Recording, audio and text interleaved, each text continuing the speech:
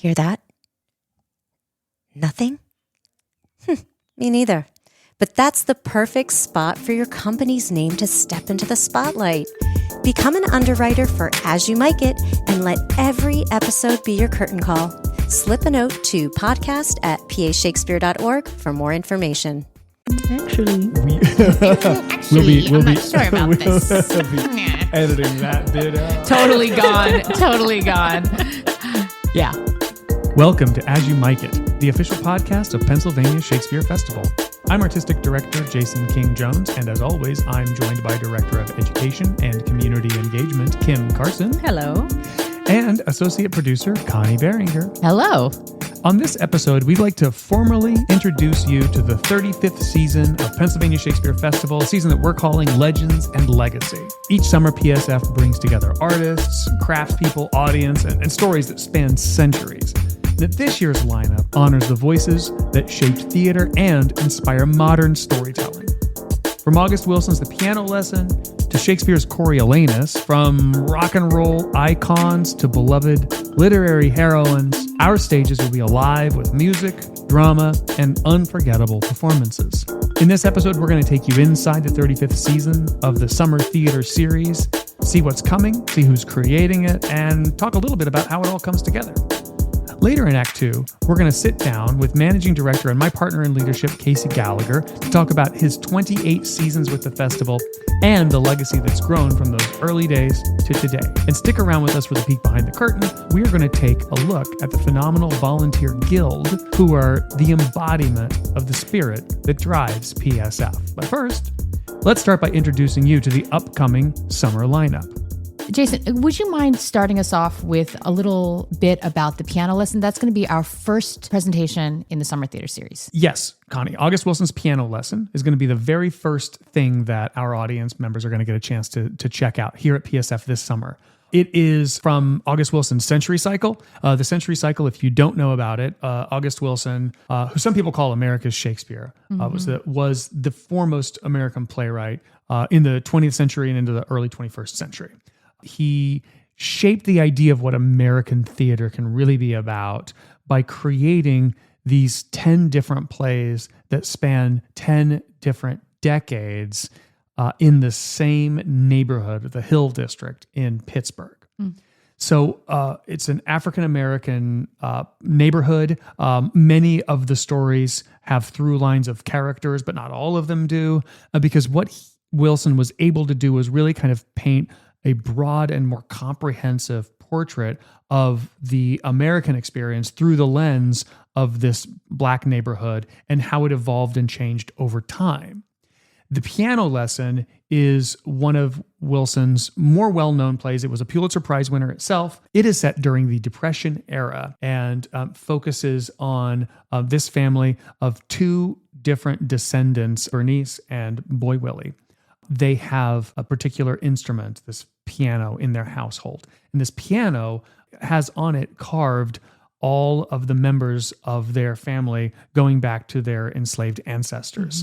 This piano is an heirloom. It is their legacy.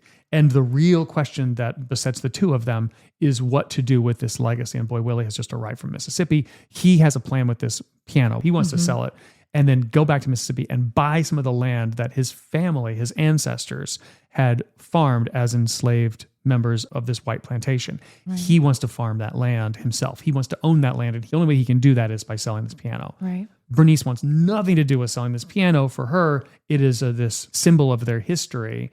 She doesn't really want to play it either. Yeah. She wants to hold on to this thing. It's a symbol of their history. It's their legacy, and she wants to hold on to it and to protect it. She guards it. She guards it, but she doesn't use it. So. Yeah, there's this element of like she doesn't, like it's too painful to look at or touch. Yeah. But she doesn't want to let it go because it's their ancestry and their history. Yeah. She does, however, she is teaching her daughter how to play piano on it, but she herself won't play it. Won't touch it. Yeah. She won't touch it. And one of the brilliant things about what Wilson does with his plays is it encompasses not just the living, but also the dead and the past, and that they work their way into these stories. They're a part of the narrative of these families. And we're not going to give away the whole story, but the real question is, what do they do not only with this piano, but what do they do with their past? How do they move beyond and forward with this legacy of this past, this piano, and with the legacy of these ghosts that are haunting them still. Yeah, and we're really excited about our director this year. We are really excited about our director this year. Our director for the piano lesson is James Iams. Speaking of Pulitzer Prizes, James is a Philadelphia-based writer. He won the Pulitzer for writing Fat Ham, which is this modern adaptation of Shakespeare's Hamlet. And James has been a playwriting professor at Villanova, and he's now moved on to Columbia University, and he's the graduate professor of playwriting at Columbia University, but still really focused on Philadelphia artists, Philadelphia theater. There are going to be 3 of his plays that are getting world premieres this spring at different Philadelphia theaters. Yeah. And one of those plays at the Arden, actually, Akeem Davis is going to be directing that play. And then a month later, James is going to be directing Akeem in this production of the piano lesson. Right. And we're going to be beginning rehearsals in Philadelphia so that right when our season opens, right when we get started, almost within the next week, we'll be able to put something right up on stage. That's right. The first performance, the first preview of the piano lesson is going to be on Thursday, May 28th. That's so early. Yeah, it's going to kick off our season, which I think is really exciting when we think about a season that's focusing on legends and legacy. It's going to be really great to start our season with such an important work of American theater. Yeah, definitely. With such an important person in American theater currently. Yeah. If James you listen, is leaving his own legacy, right? Absolutely. Like, honestly, it's so exciting. If you listened to episode 2, our interview with James Shapiro, he ticks off a few living American playwrights. Yeah. And James is one of them. James Iams. Yeah. And then Kim, next up, you're going to be co-directing with Jason As You Like It. Yes. Yeah. Do you want to tell us a little bit about that? Yeah. So that's going to be our play on community tour. So this production heads out into the community, libraries and community centers and parks and all things like that. That schedule will come out pretty soon about where we're going to be and where you can catch us. But As You Like It is a really fun comedy about love in all of its forms and follies, I would say. Yeah. And this is performed by our young company. It's sort of their, the kids show, and the play on tour is sort of the keystone big performances for our young company. So it's super exciting to be bringing that out there. Some characters that show up in As You Like It that you might know well. Rosalind. Rosalind, she's kind of like the female version of Hamlet, not in the tragic sense, but in the talkative sense. She's got a lot of lines. Rosalind is the female character with the most lines. She does sort of take over that play, doesn't she? And she does take over the play, but it's really beautiful how she does. And it's one of those roles that we call pants roles, which is a Shakespeare female character who chooses to disguise herself as a boy in order to go into a new community, a new situation, and protect herself. Shakespeare did that from his very earliest plays, and this is one of Shakespeare's much more nuanced. It's a comedy. There are multiple weddings. A full company has like 4 different weddings that are happening all simultaneously. 4 couples that are coupling up. There's even a god that descends at the end of this. So it's one of Shakespeare's kind of big, broad comedies, but it also has the character of Jaques. If you've ever heard the phrase "all the world's a stage," that shows up in this play. Jaques is one of those like philosopher clowns, and you've got Touchstone, who's just a clown. It is one of my favorite plays because I think that it does capture that essence of how do we create a new version of ourselves and our community when we don't have the comforts that we were so used to. Right. We talked about this one in our book club we already. did. This was our first book club. And one of my favorite things that somebody had said, you have to leave what you know in order to really find freedom, right? Yeah. Like Rosalind has to dress up as someone else to really be free and say the things she wants to say and do the things she wants to do. The people from the court need to head out into the woods in order to find what actually makes them happy and who they really are and where they actually belong. And all these characters, even the sort of villains in the show, when they leave home, they have these huge transformations, and sort of everybody kind of ends up okay at the end, or friends at the end, or, like, here, you can have your kingdom back. You know what I mean? So it's, I thought that was really wonderful. One of our patrons saying, you have to leave what you know in order to really find freedom. I was like, wow, I love that. That's what you got from this play. Yeah, it's a beautiful story of kind of growing up and finding yourself, and that observation is so astute for this particular piece. Yeah, Absolutely. having to leave your comfort zone. Yeah. It's like us creating a podcast. We got a summer theater, and now we're breaking out. We're branching out, doing this new makes things. me so uncomfortable. It's great. I'm even wearing pants. Amazing. Next up in our lineup for the summer theater series is our big musical of the season, $1 Million Quartet. And this is going to be super exciting. There's Elvis and Johnny Cash before he was a Man in Black. There's Carl Perkins, there's Jerry Lee Lewis, and this is all about that big night that changed rock and roll music forever. All right. So I am thrilled about doing $1 Million Quartet. I think that it is really great when we're focusing on a season of legends and legacy, when we're honoring America's 250th birthday. When we think about what it means to actually have an identity, we often look to our culture. And our culture helps define and determine who we are. And early rock and roll, rockabilly, whatever you want to call it, is so much a part of the American culture.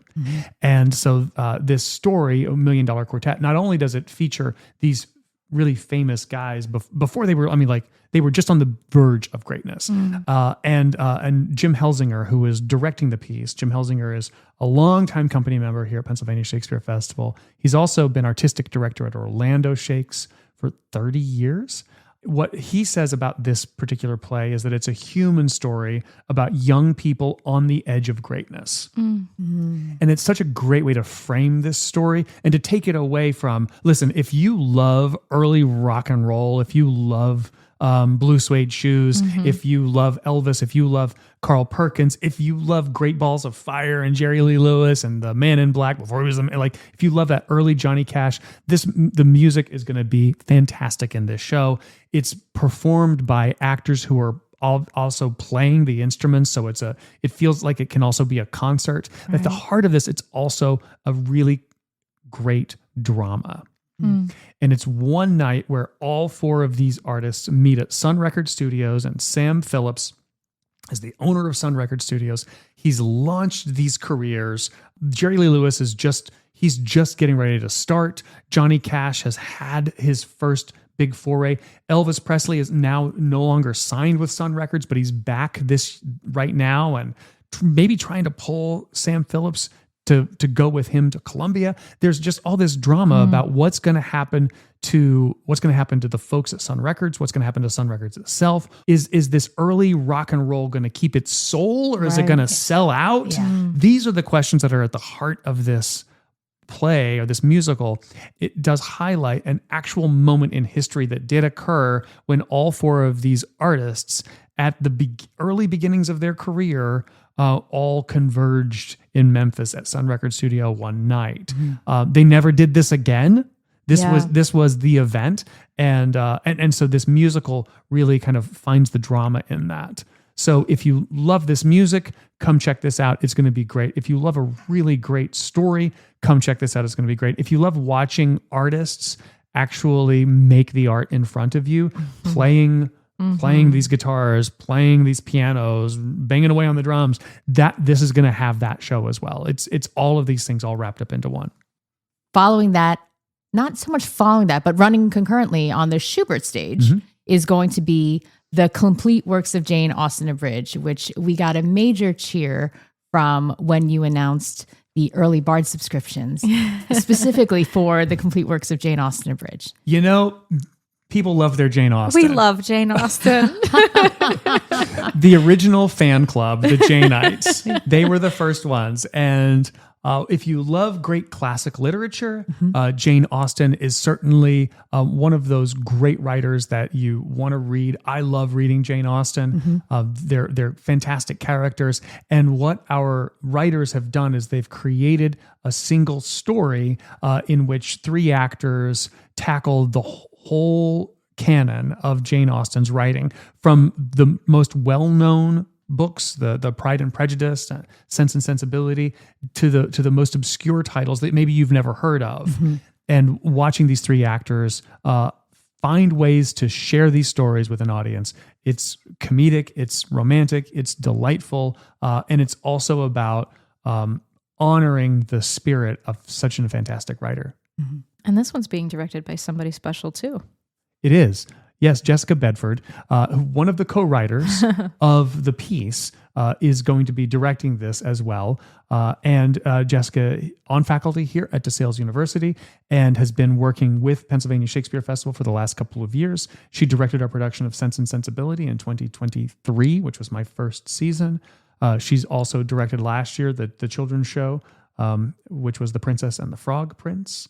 And she's going to be directing this. We're really thrilled to have her back. I have to say, I'm actually super excited about this one myself. Yeah. It isn't just about Jane Austen, but it's celebrating nerd culture. And that's my wheelhouse. I mean, when it comes to Star Trek, or when it comes to Pokemon, or when it comes to any kind of D&D, any kind of nerd verse, I'm there for it. How does nerd culture intersect with the Janeites? Tell me more about this. All right. So as I understand it, and also from personal experience, when you have this kind of nerd culture, specifically with the Janeites, they get together and they meet at different conventions, and they're on these kinds of message boards, and they talk about the presentation of Jane Austen. So are your clothes of the appropriate period? What exactly is a morning room? And what is the appropriate way to have finger sandwiches in the afternoon? And all of these things are attached to creating a world where you can celebrate Jane Austen. And so that part is like the most fun of everything, because you are finding your people. Your people are out there who share this kind of same love. And in this case, it's Jane Austen. In my case, it's D&D. But, when you have this kind of celebration of nerdverse and this kind of sharing of love, that's what the complete works of Jane Austen abridged does. Is it not just shares the stories of Jane Austen, but it shares the stories of the people who are in love with Jane Austen's universe. Yeah, it'll be a lot of fun. And there may or may not be a D&D intersection. This is going to be a very remarkable piece, and I'm so excited that we're going to have this in our universe next summer. I look forward to the post-show discussions about the complete works of Jane Austen abridged with all of the in-costume Janeites in the audience. Yes. Oh, yeah. And the D&D people all intersecting. You know what? This is going to be a really hot topic during the Bard and Beyond book club. I'll tell you, because I will be there and Father Kevin will not know what hit him. So also, I'm looking at the calendar right now. We're going to have this amazing sequel to last season's Princess and the Frog Prince. And that is going to be called Sheila the Magical.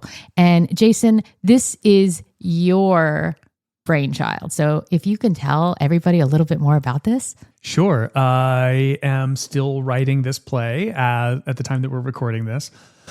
Having watched the audience experience The Princess and the Frog Prince last year, it occurred to me that the story wasn't finished. And I had not planned on writing a sequel until we got the show up on its feet and saw the audience experience it, watch the kids enjoy the characters, the song, the silly, fun experience that they were having with the piece.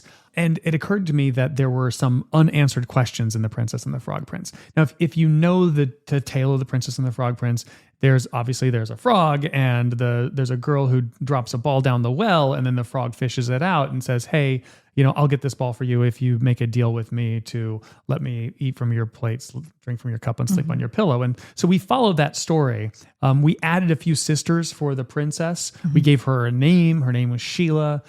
We gave her own thing. And we also created a lot of princesses that all have their own kind of will and identity, and a strong point of view, and created some real sisters there. And so I wanted to see what happens. And I wanted to see what happens with them. I also wanted to see what happens as we ended that story where they didn't, the prince and the princess just didn't automatically fall in love. because we're telling stories now for kids, and we're telling more modern approaches to these fairy tales. It didn't seem like the kinds of stories that we should be writing today, where people just randomly meet and then you're like, okay, now let's get married. Right. It just didn't seem like that what we were doing needed to necessarily honor that. So at the end of The Princess and the Frog Prince, obviously she helps the frog turn into the prince, but not by kissing him, but by really rejecting the magic and throwing him against a wall, and suddenly he transforms. Well, what's that all about? How did he transform? That was a little unanswered. And so we wanted to try to answer those questions a little bit. I'm excited about the music. I had Taco Tuesday stuck in my head for a good couple of weeks this summer. Is there going to be any other food-based music, or are we just going to have to be surprised? Well, there are going to be new songs, some original songs that Pax Ressler, who wrote the music for last year, is going to be writing the music again. We are going to have a lot of the sisters are going to be returning. Ferdinand, the prince, is going to be returning. What we're going to be learning is, how did Sheila change Ferdinand from the frog into the prince? And what happens now that she's facing some of her own magical powers? Is in the story and in the title, she's learning that she actually has this magical gift that got passed down, and her uncle Eustace, who's now in the dungeon, who was the whole reason that all this magic happened in the first place, and the last time in this magical spell, she's going to have to confront her uncle and figure out how to actually resolve conflict, and not through violence, but through understanding. And I know that a lot of our friends who saw this the first time will be thrilled that the cat is coming back, because that was a big fan favorite last year, surprisingly. Yeah. The other title that we're not calling it is The Return of Mr. Sniffles, or Mr. Sniffles' Revenge is another subtitle. That's a good subtitle. So we'll have some awesome puppets again. We're going to have more puppets. In fact, more puppets than last year too. Yay. So if you're looking for a children's show that involves adventure and music, a spin on a fairy tale, and some puppets, then Sheila the Magical is going to be your story. That sounds like my story. I'm definitely going. I recommend you bring your children. Okay. And then for another children's favorite, Romeo and Juliet. Okay, so this year, let's talk about our rep happening on the main stage this year. We've got Romeo and Juliet and Moriarty. Let's talk about Romeo and Juliet first. Absolutely. Getting back into the heart of the festival, doing our rotating repertory. It's a story that people take for granted in what it is, that they often think that it is merely a story about two young people quickly falling in love. Right. And of course, then their families don't want them to fall in love, and then tragedy happens. What it also is, and it is very much a story about these two people and the lightning flash love that happens between them. But it is in that context of these two families who have such a warring hatred for each other that the love that these two people have can never fully occur. And I have encountered this story multiple times in my life. I'm now at the point where I have children that are old enough to actually be these characters. And but I know that when I first encountered this story, I was that teenager, and I knew what it was like to fall in love. I knew what it was like to feel that passion.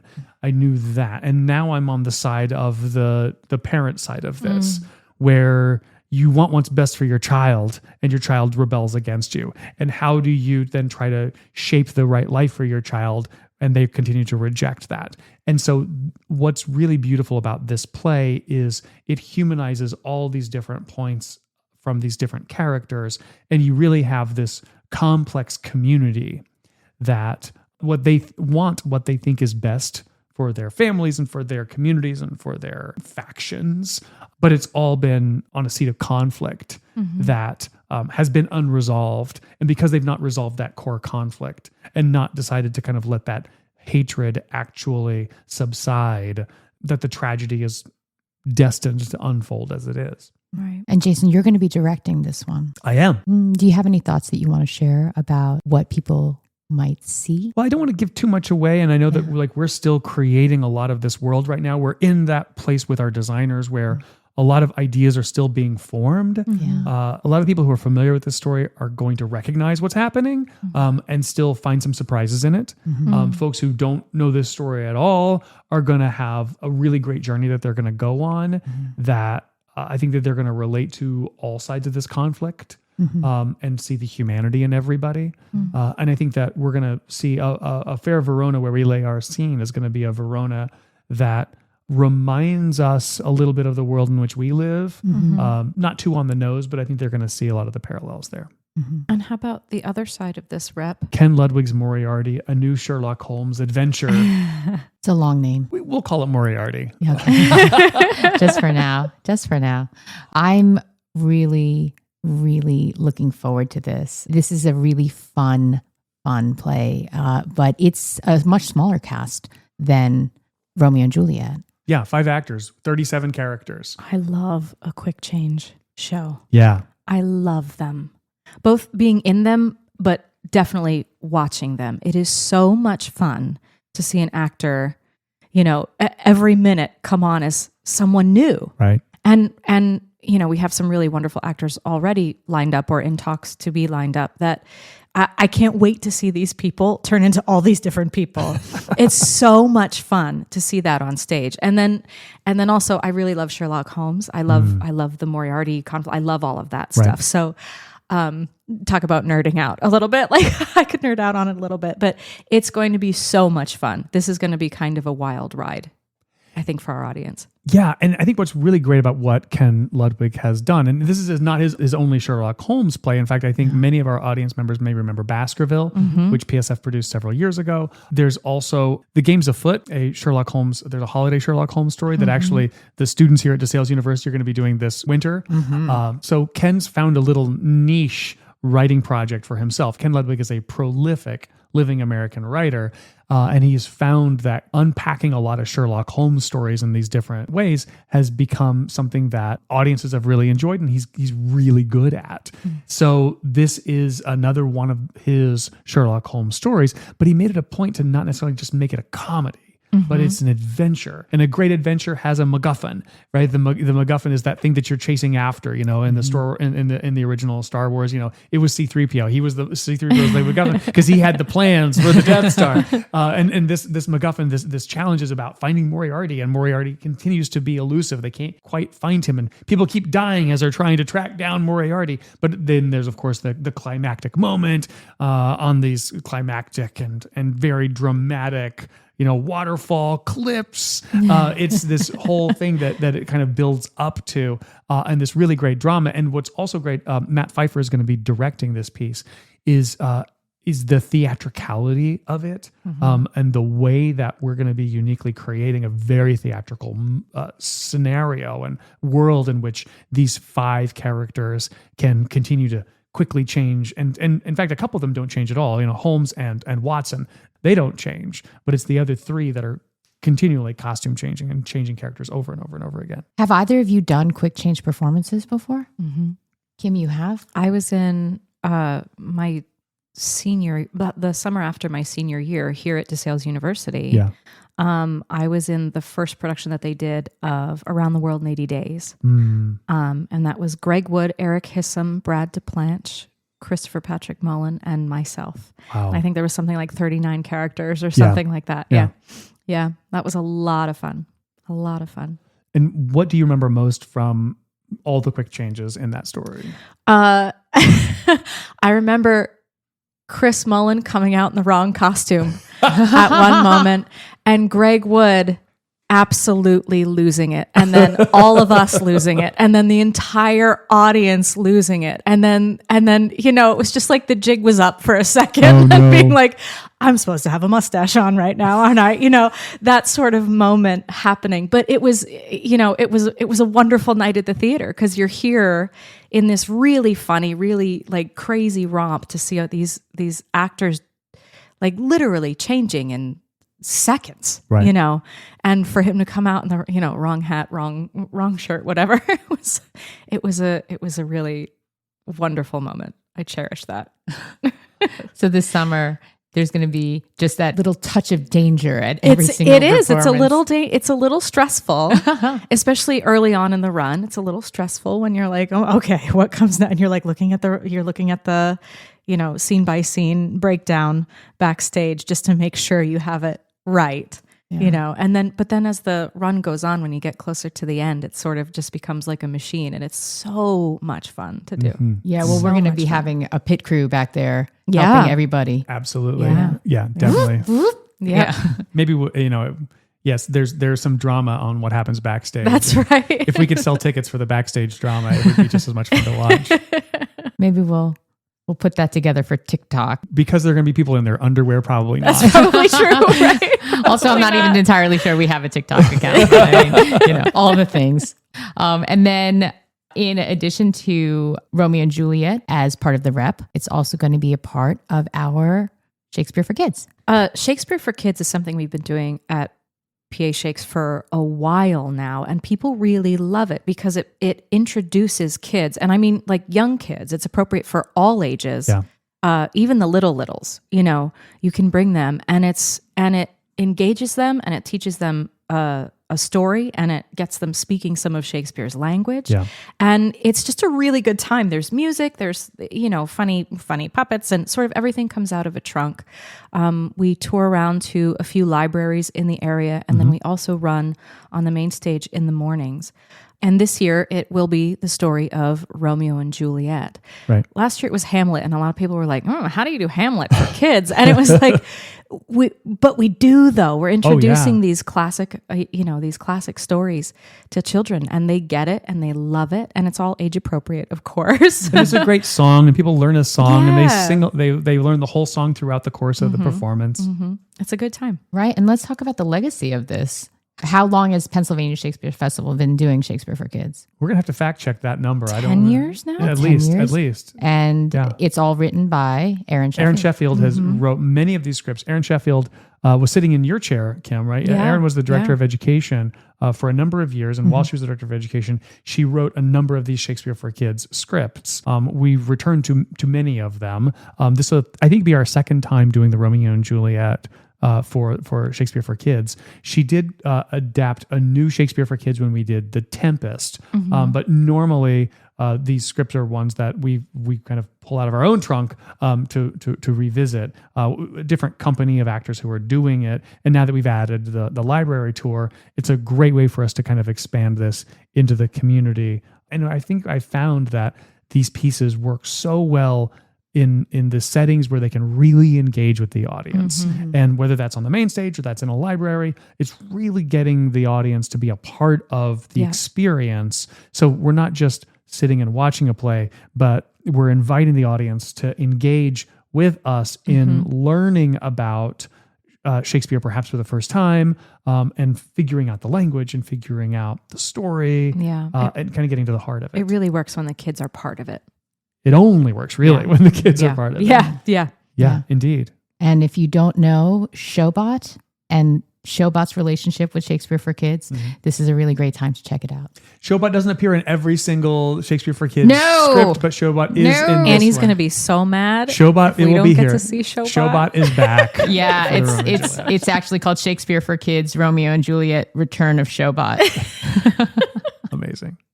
We have one more on the list, Connie. What is it? The last one that we have on the list is Coriolanus, which is part of our Extreme Shakespeare series. And so our Extreme Shakespeare series, for those who don't yet know, is looking at the original practices where the actors come in, there's no directors, no designers, they just come in and put on a show. Yes. In the spirit of Shakespeare's company itself, those companies were very kind of like actor-manager focused. They had a lot of stakeholders, they had a lot of actors, but they didn't have a director, they didn't have an artistic director. They were a kind of company that could hold in their brains a number of different stories and tell any of these particular plays with a little bit of notice. They're like, okay, we're going to do the Henry V story, and now we're going to do Merry Wives, and then we're going to do Romeo and Juliet, and then we're going to do Pericles, and then, Ben Johnson's got a play. Let's do Ben's play on Friday. And the company would then, as individual actors, be responsible for their text, and then the company would get together and rehearse the big stuff, the hard stuff. They would work through the fight, they would work through the dances, but then they would rely on the text and the actors in the company to really showcase themselves and kind of do their own work, and not have a director kind of tell them what to do. So we call this original practices, and there are a lot of different Shakespeare companies around the country who employ different kind of versions of this original practices. But the version that we do is that we bring the actors in for a few days to kind of work through the piece, and then get in front of an audience within about 4 days. They learn their lines before they walk in the door. Right. We'll work through the hard stuff. We'll work through the fights. We'll work through the dances, etc. Coriolanus has a lot of fights, so we're going to be coordinating with one of our company members on making sure that those fights stay safe and repeatable. And then we let the actors do their jobs. And the audiences love that sense that that Kim, you were talking about with the quick change. A little danger. There's a little bit of danger. Yeah. And there's a little bit of danger when you watch the company putting this show on with very little rehearsal. Not danger on like, is that sword going to hit somebody? Right. But danger on like, are they going to remember what to do? What's going to happen? What are the impulses that these actors have? It feels very much alive. Very, very, very alive. I like that you use that word impulse. We are watching actors react to each other's impulse in real time sometimes. It's really cool. How did you decide that this is going to be the play for Extreme this year? We had a lot of these questions come up during the talkbacks asking, how do you decide if this is going to be on the main stage or if this is going to be for Extreme? We love to tell Shakespeare's full canon of stories. And Shakespeare wrote, depending on how you count them, 37, 38 plays. There are some of them that we have never done before. And Coriolanus is one of those plays that we have never done before. The original practices approach has lended itself well for us to be able to, in the Schubert Theater, which is a smaller space, really get our audience up close and personal and really experience some of Shakespeare's lesser produced plays in a real visceral way. It takes some of the pressure off having to come up with a full overblown design and all this stuff. It allows us to just to really focus on the text itself. And it allows our audience to really be introduced to the play often for the first time. So the Extreme Shakespeare has become a really great venue for us to do some of Shakespeare's lesser known plays. And the very first Extreme Shakespeare was Two Noble Kinsmen. Right. And who the heck ever does or sees Two Noble Kinsmen? So it started with that, like we're going to produce some of Shakespeare's less known plays or lesser done works through the Extreme lens. And we have only a few left. Coriolanus is one of them. So when it comes to like, well, which one are we going to do? We really start with like, well, what has PSF never done? Let's look at that. And Coriolanus is on that list. And again, if you listen to episode 2 with James Shapiro, he will say just how topical Coriolanus is. And again, Coriolanus is a play that was written 250 years ago about the Romans. It's kind of wild that this is still topical, but it is. And Shakespeare's plays have a way of kind of speaking to the modern moment just in different ways over and over again. Speaking about the James Shapiro interview, he talked about the top 10. Yeah. Do you think we'll ever do top 10 in Extreme? Definitely. Yeah. Yeah, I think so. I think that I'm on a mission right now to complete the canon. Yeah. We'll have a few that's left. We have Titus Andronicus coming up soon. That's going to be a real big question on how we do Titus Andronicus because there's so much blood and body parts in that show.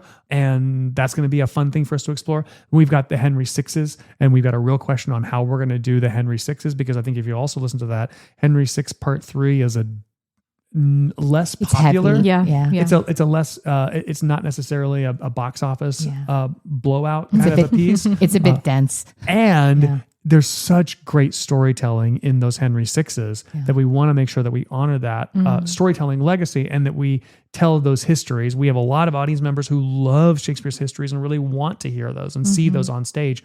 We do too. We're going to make that happen.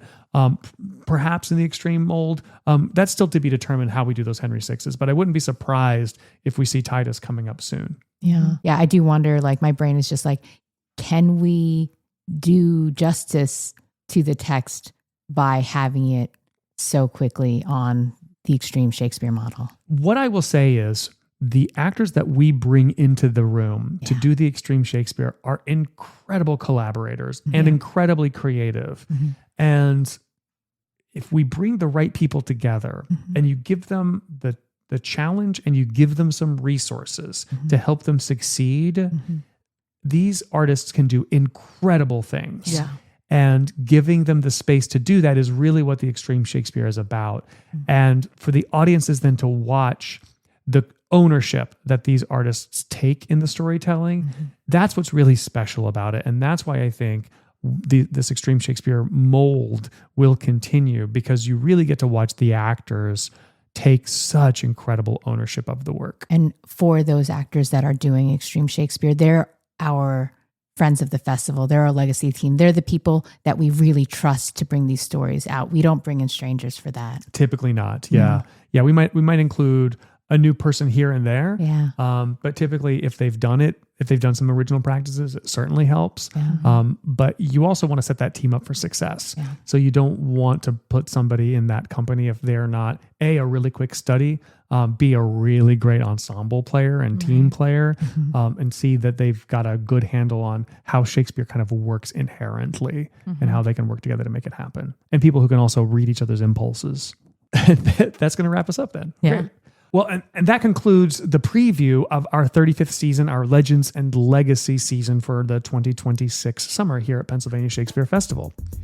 Yeah, it takes a great, remarkable team to bring all of this to life. And up next, I'm going to be joined by somebody who's helped to lead PSF through nearly 3 decades of growth, evolution, and artistry. Our Managing Director, Casey Gallagher. Some stories fade, others become legend. Join our Bard and Beyond book club and uncover the legacies that inspire our storytelling. Visit pashakespeare.org/book club for more details. For nearly 3 decades, our next guest has helped shape Pennsylvania Shakespeare Festival into the nationally recognized institution that it is today. Having worked his way through nearly every administrative role here, Casey and I work side by side to co-lead this remarkable organization. Managing Director Casey Gallagher, welcome to As You Might Get. Thank you. I'm excited to be here. We're very happy to have you from all the way across the second floor. I know. 2 offices down. 2 offices down indeed. So Casey, you've been a part of PSF since its earliest seasons and have quite literally grown up with the organization. When you look back at those early years, whether working in the box office or with company management, what do you remember about those beginnings?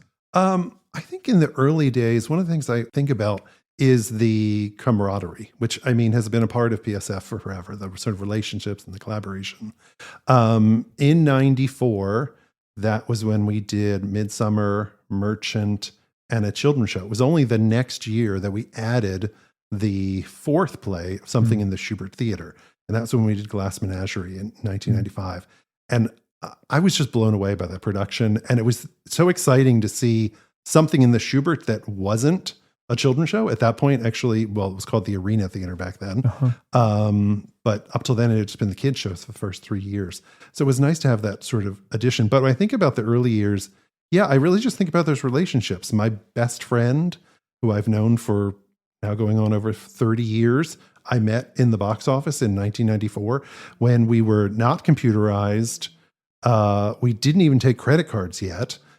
People would call and buy tickets, and we'd have to say, okay, you're going to pay by check or cash. Oh my. And we would write on the little envelope that we'd put in the slots that's how they were going to pay. I think it was only the next year or the year after that we added credit cards. And we didn't fully computerize the box office until 1997. And those early years of selling tickets when you were computerized were really complicated. You would have stubs, cash, and a log, and you'd have to make all 3 balance, and they never did. And it was just a nightmare of biblical proportions. Oh my. But those early years, it was just a lot of when Greg Wood showed up in 1993. Now, when I came in 94, he'd already been here a second year. Yeah. It was those. PSF was just sort of finding its footing. There had been a summer theater program here before that, but when it was fully professionalized in 92 and the introduction of the Shakespeare Festival, it was just really excited to see every year we kept getting bigger and bigger and more people coming, further distance, really sort of establishing the relationship. Yeah, it was just very exciting times. And while you were working in the box office in 94, you were still a student here at DeSales, is that right? Yes, that was in between my junior and senior year. So I was a student. And then I came back the following year in 95, and I was not in the box office originally. I was supposed to be an assistant stage manager. No, it was a stage management intern that summer. And around a month into that summer, the box office manager stepped away, and I actually moved over and started running the box office. And I was still technically a student because I had one more semester to go. I was going to do a ninth semester. So yeah, I had to run the box office. And then I graduated. And then as soon as I had graduated, I was hired as the first employee that wasn't I think I was the fourth employee. I was hired as the assistant to the managing director in the spring of 96. And that was actually the year that we moved into this building, into the Jacquier Center, previously called the Brown House. So, and by that point, had you already decided that you were going to be the managing director of PSF? No, I was actually going to be a teacher. That was sort of my dream. I was going to teach. I originally thought I was going to teach mathematics and direct the high school plays at the high school. That didn't come to pass, but it was at that time when I was sort of deciding, oh, maybe teaching isn't for me, that there was someone working at the festival at the time who said, oh, you seem to have a good head for business and people really respond to you. You know, you might want to look into management. And that headed me off in that direction. So when you think about Pennsylvania Shakespeare Festival and how it has evolved over the time, how has your role evolved? You were assistant to the managing director, and then you actually stepped away and worked elsewhere at People's Light, and then came back. How has your role evolved as the organization has continued to change? Sure. I left after the summer of 98, which was the 6th year of the festival, I think.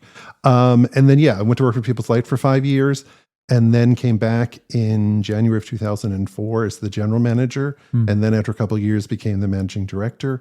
When I left, there were 3 year-round staff members working on PSF that weren't also doing some things for performing arts. So we had a managing director, a marketing director, and I was the development director. And then we had an artistic director, at that time was Jerry Schubert. And then we had a business manager that was also doing stuff for performing arts. So when I came back in 2004, the festival had around 6 to 7, I think, full-time employees at that time. And it's only grown. So the amount of people that have been involved in sort of growing the festival and sort of helping it those 9 months off season has really evolved, and the work that we've done has grown, and the offerings. When I left, the Willpower Tour didn't exist. And then when I came back, it was in its third or fourth year, which was very exciting. So I think, so the organization has just grown in that way. In my role specifically, I think what has become more and more is all the other parts of the festival is really, at the beginning, it was all about what's going on in the summer. Yeah. And now it's so much more. I mean, there's the Willpower Tour, there's educational offerings, there's just a lot more that we do. It's not the classic the classic question I always get is, what do you do the other 9 months out of the year? Which there's a lot to do the other 9 months out of the year. And some of it is planned for the summer, but some of it is just the organization as a whole is evolving and growing, and more offerings that we have. So how is it? So then my follow-up question to that, Casey, is what's remained consistent in your experience, in your estimation, 28 years serving PSF? I mean, I think 2 things really stand out for me. One is the quality of the shows that we're doing. People say, why do you stay? And I think it's because we're doing great work. I mean, it's work that I'm really proud of, that I can stand behind, and I'm excited to see on our stages. And then, as I mentioned before, I think it's a relationship. I think it's the people that we're working with, and people that are coming back year after year. One of the examples I always talk about when I say, like, what is quintessential PSF, or what is one of the proudest moments, is back in 2006 at the opening night of My Fair Lady. It was a lot to get that show up and running. It's a big musical. Right. And there had been a storm that came through that night. and it took out it had been raining throughout the production. You could hear it on the ceiling. And then we were 2 scenes to go from the end, and the power just went out. And then we all sat in the dark for a minute or so, and then thought, okay, the power's not going to come back on. So one of the actors on stage made a little joke. He was on the phone and said, I have to call the power company. And then the stage manager came on and said, we're going to pause. And the staff all came out. The administrative staff went out into the lobby, and we started troubleshooting. Okay, what are we going to do? And we thought, well, we have to get through the show. We want to keep doing. We don't know how long the power is going to be out. So very quickly, everyone jumped on board, and people from the shop went and got the piano from the studio theater and rolled it through the slot. All the guild volunteers got flashlights and set up in the front row and shot the flashlights onto the stage. The tech crew came around from the sides and started putting flashlights through. And the conductor came up and sat at the piano, and we did the last 2 songs. We did the last 2 scenes, and got through the show. And it was this magical theater moment. And Othello was happening in the space next door in the Schubert, then called Arena. And Desdemona had already died. Othello had already died. So they all came around, and they were in the house, in the back of the house, watching this performance happen. And it was this kind of electricity, but it was that idea of the community coming together, the community of PSF helping this show through and get through. And then we all adjourned into the lobby, and we raised a glass of champagne. And then literally almost on cue, the lights came on shortly after the champagne. Of course they did. But it was this great, and it was even like, there's even an article somewhere, you could find it, from the Philadelphia Inquirer, because they were there that day to review. Oh, really? And they spoke about the theater magic that happened with that night. I mean, marketing, even as we were all trying to figure out what to do, marketing was given the directive, okay, go talk to the press reviewers. You go do this, development did this, box office did this. Like, everyone got together and was like, how can we still make this happen? And that was magical. That is a magical story. And I'm sure that people who were here will have always remembered that event. I could only imagine what it must have been like for you. Do you know of anybody who was there that night that still attends PSF? Yeah, I know that there are still some guild volunteers who are still around. And I know that there are members in the company. The Ian Peaks played Iago in that production of Othello. So I remember, was in the backstage. I'm trying to remember who were some of the other actors, but I know that there are people still involved. So did the Othello production finish then? You said that Othello had already died, or did they kind of quite finish the show? They were able to do it because in the Schubert Theater, the emergency lights that come on, there's one aimed directly at the stage. Lucky them. The emergency lights in the main stage aim at different spots, but they didn't aim at the stage. So Othello could keep going. Okay, so I have 2 follow-up questions about some things that you've recently mentioned. One is the Schubert Theater, which is our 187-seat black box, was originally called the Arena Stage. In fact, there is a sign. If you're backstage, you look at the entrance into the loading dock. It still says Arena there. When you were here in '94, was the staging fixed? Was the seating fixed, or was it still flexible seating at that time? Did it have any feel of arena at that time, or was it already kind of set up as it is now? When it was built, there was actually, it used to be movable seats. Yeah. There were just seats that moved around, and there actually did exist a platform that could make it a true seating in the round. So the platform existed, and there were extra chairs, and they used to float all around Labuda. I think PSF never did it in the round. I think once or twice, maybe during the school year, they might have done it in the round. So it existed for a long time, but then it was back in 2005 that they built new seating platforms. Yeah. And then at that point, then traditional theater seating was put in. So then it stayed pretty permanent from there on. I understand that patrons like a comfortable place to sit, and temporary seating often is a point of contention for a lot of audience members. Most definitely. Okay, so then the other question that I had is about the Guild. Sure. You mentioned the Guild, and we've talked a little bit about the Guild, our volunteer corps, who really kind of are the lifeblood of PSF when it comes to greeters, ticket takers, our ushers, concession stand operators, and even folks who help us set up housing to bring in our company, our local company. What's the history with the Guild? What can you share about how were you around? I mean, I know that the Guild was part of the original conception of PSF, but can you talk a little bit about what the Guild was like in the early days? Sure, certainly. Yeah, the Guild was the story that Jerry Schubert always said was that he took a year off to go around and visit other festivals to plan for the creation of PSF. And he was told by pretty much every other theater, Utah, Oregon, et cetera, they said, to be successful, you're going to need a volunteer group. You're going to need a volunteer guild to help support your organization. So from the very beginning, it was a part of the inception of the organization. In the third year when I came on, actually, I was working in the box office, but my other role was assistant house manager. And as assistant house manager, I worked directly with the Guild and the volunteers. And they were a very passionate, involved group. From the very beginning, they were serving as ushers, as ticket takers, running concessions, running souvenirs. There was even more of some of the special events that would happen where they would organize. The company picnic has always been a part of it, where the Guild will put together food and as a welcome for the summer company.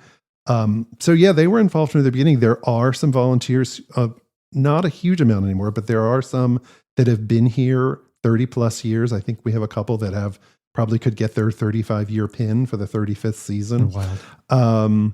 They've always been a part of it in different ways. And there have been people that have gotten to a point where I think there's been some people who are in the Guild who came in because their kids were students here or they moved to the community or something like that. Mary Bongiorno, who was a Guild president for many years, was actually somebody who responded to, in the early years, the Guild would sometimes go to special events in the community. So they actually would man the phone banks at the local PBS station or something like that. Oh, really? And so Mary heard Guild volunteers at the local PBS station, and they were manning the phone banks, and there was a plug for it. And she was new to the area, working at Air Products, saw them on the local PBS, and became involved with the Guild through that introduction. Oh my goodness. Yeah. I didn't know that. Oh yeah. Well, that's fantastic. There's been less of that over the years because we focused their energies more on special events for PSF, but there were some things in the early years that they were our outward facing arm, really. I mean, we didn't really have the opportunity because there was less staff and things like that. So they would go to some of those special events. There was actually a couple of special events where they got dressed up in Renaissance costumes and went to places. Oh my. We don't do that as much anymore, but there's been the odd request for me to dress up in a Renaissance costume, and I've rejected it at any chance I could get. As you should. Yeah, good. We're embarking on our 35th season, which is a milestone for PSF. And what you're also noticing and discussing are some of the beginnings where we were growing up and becoming more professionalized over time. Can you talk a little bit more about what that journey has been like, about how we've professionalized our operations? What have you experienced with that? Sure, Certainly. In the early years, it was all about, let's just get it up. And what can we do?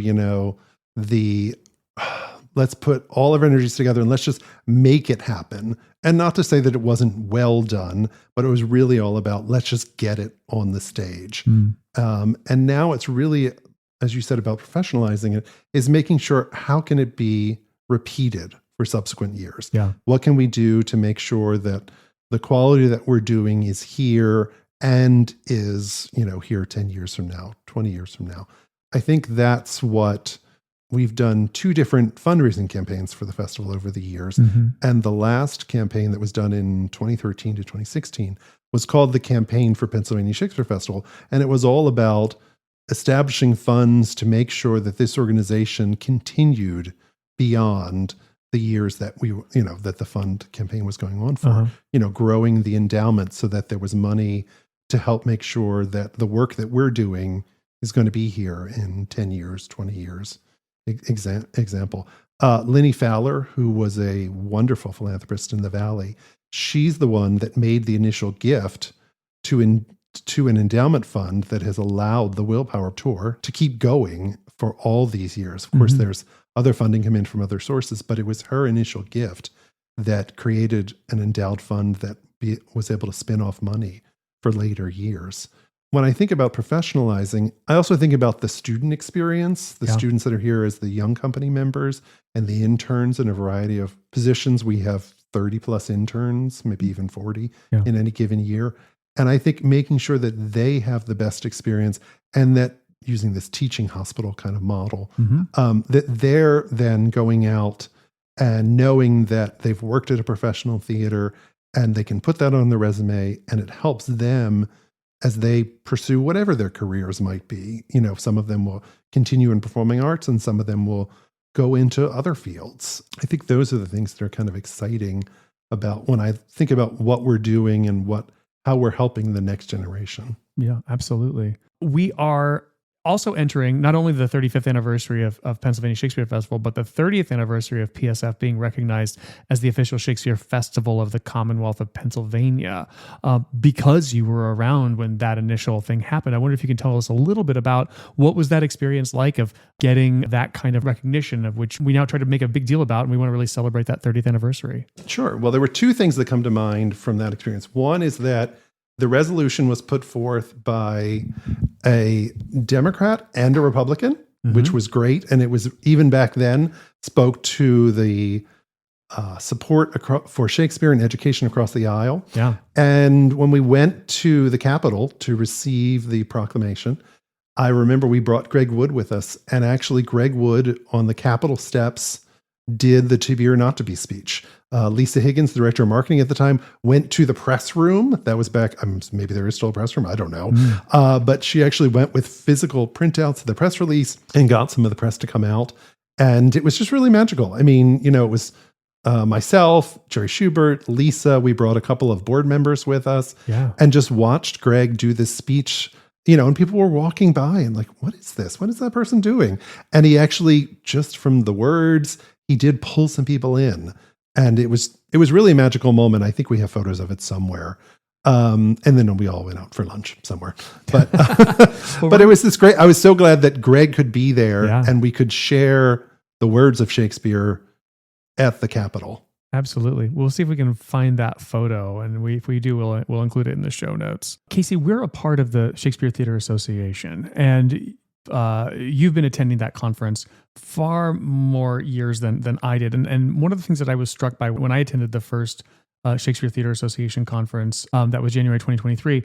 I remember walking into the space and it was like you were a celebrity. It was like everybody was like, Casey, you're here. There was just this sense that you have this outsized reputation in the larger Shakespeare community. And so I wonder if you can share with our listeners, what is that Shakespeare Theater Association? What's that community like? Why do they love you so much? Tell me about that. Well, it's a whole bunch of Shakespeare nerds, and I mean that in the best sense of the word. Yeah, some people don't know that we're a member of the Shakespeare Theater Association, STA.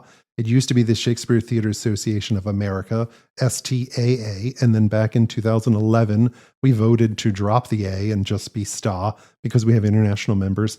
There are probably 120 to 150 organizations in any given year. There are Shakespeare theaters around the country, and some of them are smaller. Some of them maybe just do one play, maybe two. Some of them are huge, like the Stratford Festival in Canada that runs from April to November and has a $6 million budget. They just really run the gambit. There's multiple ones in Europe and the UK that produce. Some of them strictly present in the sense that they present other people's works. Some of them are producing in that they're creating their own works. Right. Many of them started, it's interesting, the last conference we were at, many of them started around the same time PSF did, give or take a couple of years. So there was something obviously in the water in the late 80s, early 90s that led to the founding of a lot of these theaters. I think one of the reasons the Pennsylvania Shakespeare Festival hosted the conference, it's an annual conference that happens usually in January. PSF hosted in 2013, and we're going to be hosting in 2027, which is great. When we hosted in 2013, we had someone from the Gdansk Shakespeare Festival from Poland. We had people from Brazil. We had people from Argentina. And it was wonderful to bring all these people here. I think one of the reasons that I have a little Shakespeare celebrity with that group is because when we hosted in 2013, it was the end of, I had served as the treasurer for 4 years with that organization. And in 2013, they had just added a full-time staff person for the first time. But for my entire tenure, they did not. So I was the person who had to do dues collection. Oh my. So I got to know all of them really well because I was sending emails and mailing letters and calling. But you were the bill collector. I was the bill collector. So like it or not, they all got to know who I was pretty quickly. But if you do host the conference, you have a little bit of cachet and celebrity. And when we hosted, I was their point person. So I got to know a lot of them through then. And they're just a great group of people. They're really people, they just love Shakespeare and they love getting people together and talking about it. Some of them, like I said, are smaller ones, and they do a lot of more education-based work. And maybe they just have one show, and the other ones are putting on a lot of shows. And they're doing Shakespeare. They're also doing musicals. But it's a great group of people who really care deeply about community and the works of William Shakespeare. Speaking of community, I think that's a big part of one of the things that I was really drawn to when I was interviewing for this job was just the real sense of community that inspires all the people around us. As we're wrapping up this conversation, I wonder if you can reflect a little bit on what the community looks like now and how you might see our community continuing to evolve over time. Sure. I think the community of the festival, and people are often surprised by this, that in a given summer, we'll have people coming from 30 states. I mean, some of those do include the summer employees, but we'll have people coming from, the 67 counties in Pennsylvania. We'll have the representation from at least more than half of those. And people coming from New Jersey and New York and Maryland and Delaware and all of those states. And one of the things that surprises people a lot is that, of course, we have a very strong contingent of people from the Lehigh Valley, audience from Lehigh Valley, but also a lot from Bucks County and Berks County. We really stretch in both directions in that way. I think as PSF continues to grow, I think we'll also continue in those areas, but we'll also have the next generation of theater goers coming in, which is really exciting. Going on 35 years, we have people that have been attending since the beginning. There's actually people that come who've been attending since the Performing Arts Department did things in the basement of Dueling Hall in the late 70s into the early 80s. But we do have that next generation. I think it's the best example, I think, about the PSF community is that I recently interacted with someone who said that they were coming to the children's shows with their grandmother, and then they saw Willpower at their they saw Pennsylvania Shakespeare Festival in a Willpower production at their high school. And now they're coming to the festival with their children at the children's show. And then some of them are even also attending the shows on a date night. So I think that we're becoming a part of the fabric of the Lehigh Valley and a fabric of these people's family stories. It's just really exciting. And as more people move into the Valley, there's a whole new community to introduce PSF to and to grow that community. We have great support here on the DeSales campus from the DeSales community, but I think it's just always, who else have we not introduced the Pennsylvania Shakespeare Festival to? When we talk about Shakespeare, a lot of people have Shakespeare and the story what we used to say, Jerry Schubert said, and other people have always said is, well, you haven't been properly introduced. And I think part of our role and our job is to properly introduce people to Shakespeare and the works of other great artists and find out about that when we come together as a community for a shared experience, that's when the magic really happens. Casey, this has been a great conversation. Thank you very much for being a part of this episode of As You Mic It. And thanks again for your 28 years of continuing to serve and improve and lead the folks here at Pennsylvania Shakespeare Festival. Thank you for including me. I'm delighted to be here. Behind every standing ovation is a network of patrons who know that theater changes lives. With tickets funding only half the cost, PSF counts on contributions to produce world-class theater cultivate new audiences, and nurture future generations of artists. Give today at pashakespeare.org/support. Great theater is a collaboration both on stage and off. Act 3. A peek behind the curtain. Today we have a special guest for our Peek Behind the Curtain. We're joined by H. Lloyd Carbaugh, the president of the PSF Volunteer Guild and a good friend. Many of you may know Lloyd from his dedicated service to the arts. He's also a dedicated member of the PSF family. Lloyd's connection to DeSales University began in his student days when this was still the Allentown College of St. Francis de Sales, and it's carried him through a distinguished career in professional theater and continues today through the work that he champions with our volunteers. We're really grateful to have him with us. Thank you. Yeah, let's get started. Lloyd, thanks for being here. And you're here to talk about the Volunteer Guild. We could talk about all sorts of things. You've been a member of our board of directors. You were on the search committee that helped bring me here to Pennsylvania Shakespeare Festival. So I owe you a debt of gratitude as well. Well, and we count our blessings every day on that one. Thank you. Thank you, Lloyd.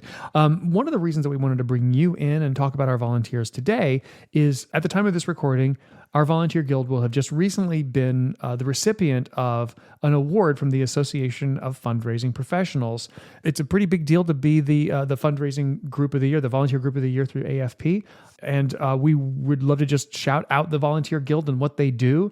So Lloyd, you've given so much time and energy to the organization. Can you talk a little bit, what does the Volunteer Guild do here at PSF? Well, thank you. And thank you for the shout out about the award we've been given.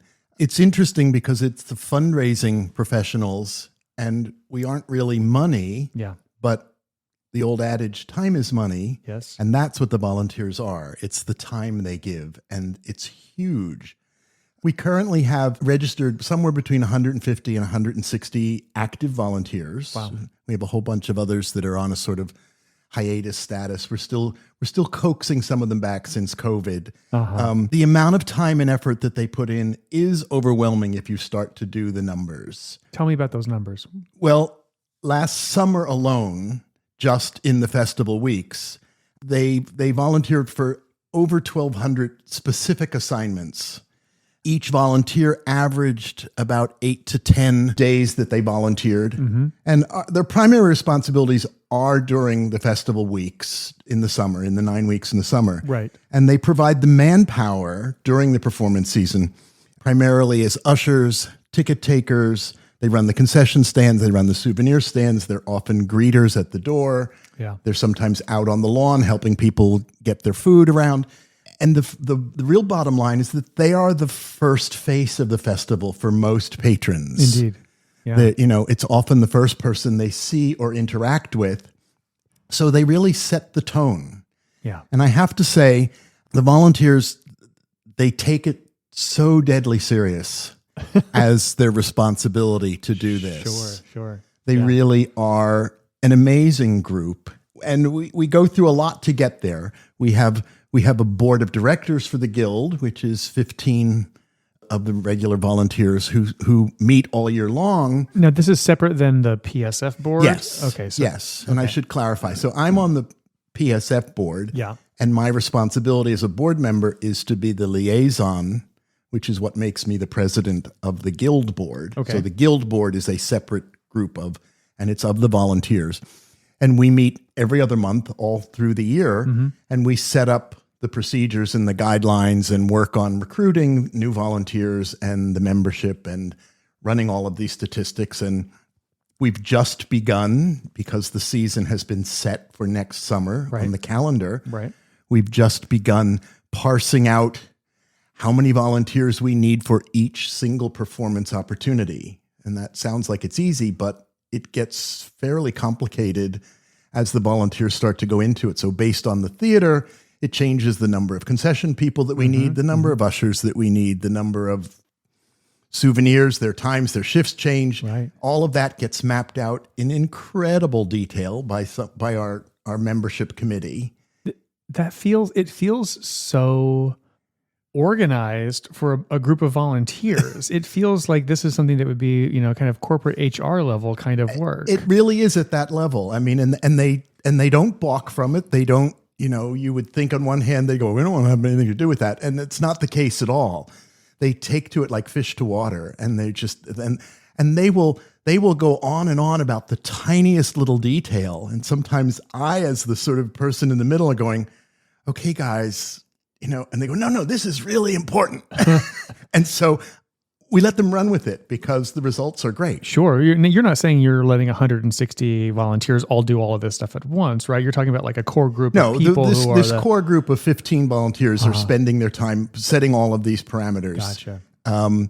We just had a meeting earlier this week where we reviewed the extensive handbook that we produce every year for the volunteers. And it talks about the various things that we expect them to do. It talks about the different responsibilities that they might do when they come to volunteer.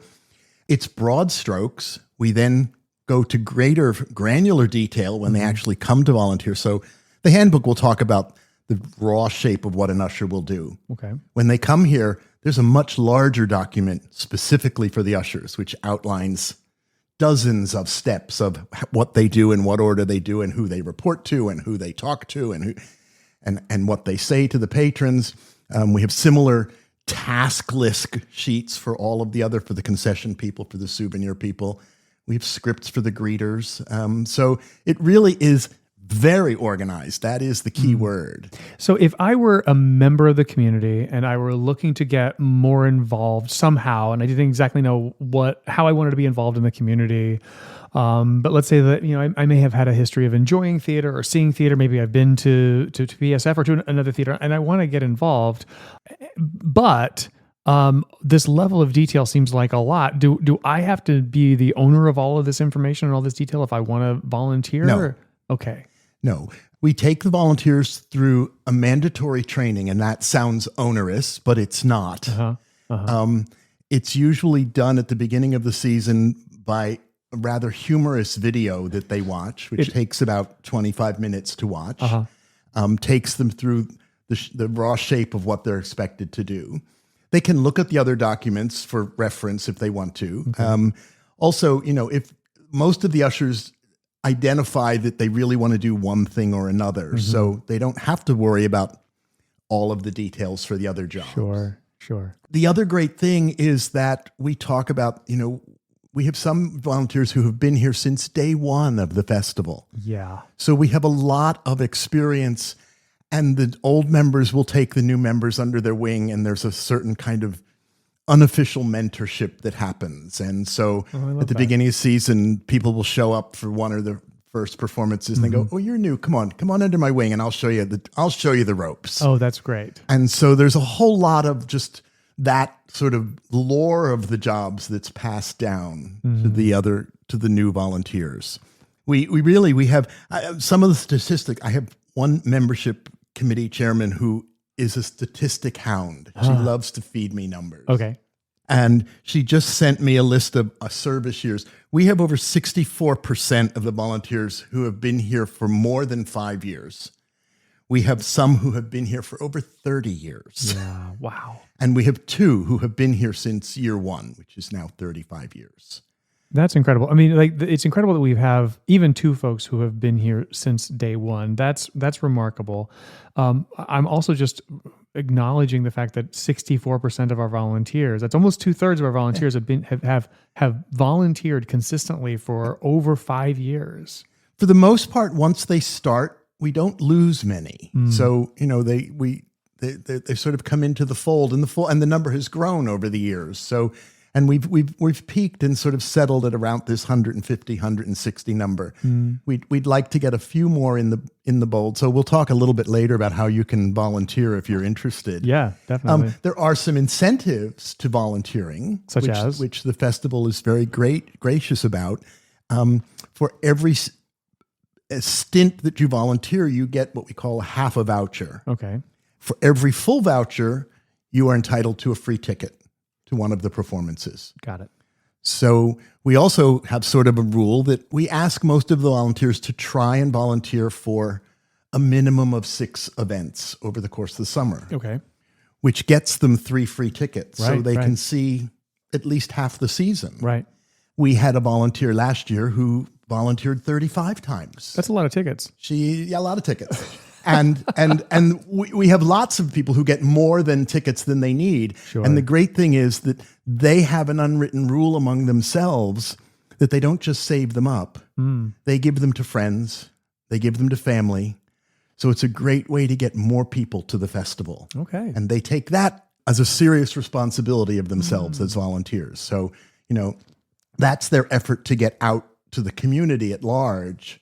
And I know we have some, and they're constantly saying, I brought 2 new people tonight. I brought 2 new people. So it's a very cool thing. And I'm kind of in awe of the volunteers. I mean, I'm in charge of them, and that's not even the right way to say that, in charge of them. I sit back and they run with it. And they're just an amazing group of people. Their energy, their dedication is overwhelming. Yeah, I will say I've now been through 3 full seasons of the festival. And one of the joys is really getting to know these volunteers who are so committed.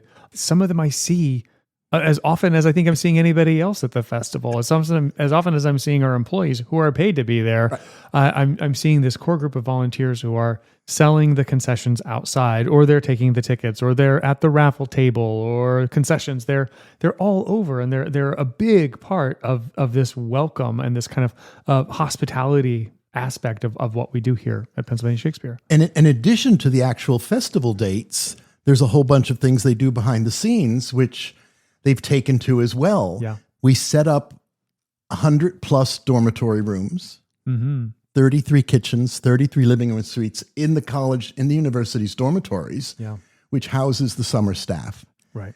We do this with a small core of volunteers in 3 days flat. It's manic fun is the only way I can explain it. It's crazy. We thought we would have trouble getting people to volunteer. Right. We have more and more people saying, can I do that? Because I hear it's really fun. And it is. We get crazy about it. We just swarm over these buildings, and they get voucher credits for that as well. So it's another little incentive, but we really haven't had to pressure people to come offer to help do that. So we do that. We also throw a picnic for the entire company during the middle of the season on a Saturday night when performances aren't happening. And the festival has now started in the past couple of years, Community Day. So the volunteers help as manpower for setting that up, tearing it down, and manning some of the tables during Community Day. Yeah, it's a big impact, our volunteer guild. If we were to calculate those hours into employees, there would be a pretty large workforce that we would need to hire. And we don't, because we have this dedicated volunteer guild. I say that because not that it allows us from a business standpoint to be able to kind of do more with less. When I spoke with the volunteers at our last thank you dinner, and I asked for a show of hands on how, why do you join? Why are you a part of the volunteer guild? And I was like, do you do this for the free tickets? And there were lots of hands that showed up. And there, do you do this because you love Shakespeare? And there were lots of hands that showed up. And then I asked, do you do this because it makes you feel part of a community, gives you a sense of belonging? And all the hands came up. And that's what I'm most mindful of and in awe of, is how many of these people are really taking ownership. How many of our volunteer guild members are taking ownership in the success of the organization and the festival year after year? They really do understand that they're a part of making it work. Yeah. So it's not just, I'm doing this to fill an evening, or because someone said it's, I should go do this. No, they really feel that they are in the mix. They have long-term relations with many of the returning actors. They do. And even some of the technicians who they know. Yeah. I get questions all during the winter about, is so-and-so coming back? And so, and they're quite in touch with what's happening with the season. They're on top of it the minute the announcement's made on the new shows that are coming up. They all have their opinions, this is what I want to go to. Yeah. And it's hard to overstate how involved they think they are and are. Indeed. Not just think they are, but really are. Indeed. In many ways, they are also our community ambassadors. If they have this sense of ownership throughout the off season, our very long off season, they're some of the reason why people want to come back and get their subscriptions, etc. They're out there talking it up the whole time. We also, as we try to recruit new volunteers, they're our best resource. Absolutely. Because they're telling people firsthand what it's like. So they're talking to friends and folks in their church socials and their bridge clubs and their book clubs. And that's actually where most of our new recruited volunteers come from. I mean, we have other avenues to find them, but that's, I would say, 90% of the new recruits come through an existing volunteer. So if I'm going back to this position that I've listened to this podcast, I'm interested in getting involved, I want to be a new recruit. What should I expect on signing up to be a volunteer for PSF to join the guild? It's pretty simple. We use a software system, which makes it, you can do it at home on your computer. If you go to pashakespeare.org and find the tab for support PSF and drop down, and then there's a link to the Volunteer Guild. There's a question that asks if you're interested. If you have questions, there's an email address you can send your questions to, and someone will get back to you. Now, during the winter months, it may take them a little longer to get back than during the summer. But then there also is a form. We use a system called Better Impact. So you can go right to Better Impact, and you can input your data, and it'll start to tell you about different opportunities that the volunteers have. And you can say, oh, I like this, I don't like this. And that will get you started in the system. And then our membership committee will be in contact with you, and we go from there. All right. So we do a spring kickoff. Yes. You had mentioned that there's a video that gets that gets watched. On or about April 23rd, which is the nominal date, William Shakespeare's birthday. Yes. We have what we call the Bard's Birthday Party. And that is the real effective kickoff for the summer season. So all of the volunteers are invited to come for dinner. We hear from Jason. We hear from you, Jason, about the season and what's coming up. And at the end of that evening, they watch about a 25-minute video that's been put together by the volunteers themselves, where they walk through the basic responsibilities that the volunteers have, talk about what they should wear when they come to volunteer. It's all done with humor and some very clever videography with costume changes, and it's very engaging. And then that's a mandatory thing that we have with them. And I say mandatory again, and it's not onerous at all. Sure. But we want to make sure that everybody has that baseline of understanding of what they will be doing during the summer. And then the next day, we open up the system with all of the various volunteering options, and they go in and they start to sign up. And the very interesting thing was last year, when we opened this software up, we had 97% of the positions filled within 3 hours. That's insane. I mean, they literally are fighting to get in the system, to get the dates and the times and the jobs they want. And we have volunteers literally squabbling over it. I mean, pleasantly with great humor, but like, I wanted that and you stole it from me. Oh my. And so again, it just speaks to their dedication and their eagerness and their willingness to do it, and how excited they get about the whole process. Are there top 3 positions that people like? Most people want to usher. We sometimes struggle with the outdoor concessions because they know they're out in the heat. But we also have a tiny core of volunteers who love that job for whatever reason. And so we count on them, and those positions all get filled. That's lovely. And again, it just speaks to the dedication, the commitment that our volunteer guild have. And again, how grateful we are that they are a part of this. I can never speak highly enough of them. I sit with them all year long, and I just hear their energy and their enthusiasm, and it's infectious. And I would encourage anyone who even has a slight inkling that you might want to do this, come on in, join us. It's really a cool trip.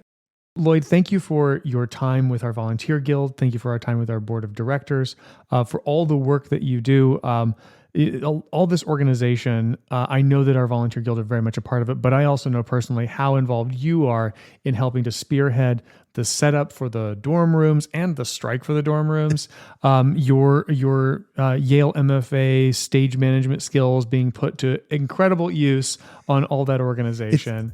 It's all about people, things, and a schedule. Indeed. Well, we are grateful for your time, your dedication, your support of Pennsylvania Shakespeare Festival over these years. And thank you for leading this incredible volunteer guild, and to all the volunteers that are listening. Thank you for your support and helping to make PSF as strong as it is. It's all an effort to just help the festival. Yeah, we're incredibly grateful. Thank you, Lloyd, and welcome. That's it for today's episode of As You Mic It. A huge thanks to Casey Gallagher and Lloyd Carbaugh for joining us today. For more information on how you can become a part of our amazing volunteer guild, head to the Support PSF tab on our website at pashakespeare.org. From all of us here at As You Mic It and Pennsylvania Shakespeare Festival, thanks for listening, and we'll see you at La Buddha. Thank you for listening to As You Mic It, a Pennsylvania Shakespeare Festival presentation recorded on the beautiful campus of DeSales University. Our music is by Cedric Lamar, with hosts Jason King-Jones, Kim Carson, and Connie Behringer. For more information on our summer theater series, giving opportunities, tickets, and more, visit pashakespeare.org. Be sure to like, subscribe, and we'll see you at La Buddha. Love great theater? Fuel Pennsylvania Shakespeare Festival with a tax-deductible gift today. Your support keeps world-class Shakespeare on stage and unlocks donor perks like program recognition and special event invites. Give now at pashakespeare.org/support or call 610-282-WILL and ask for Bill Hoblin. Be a maker of theater today.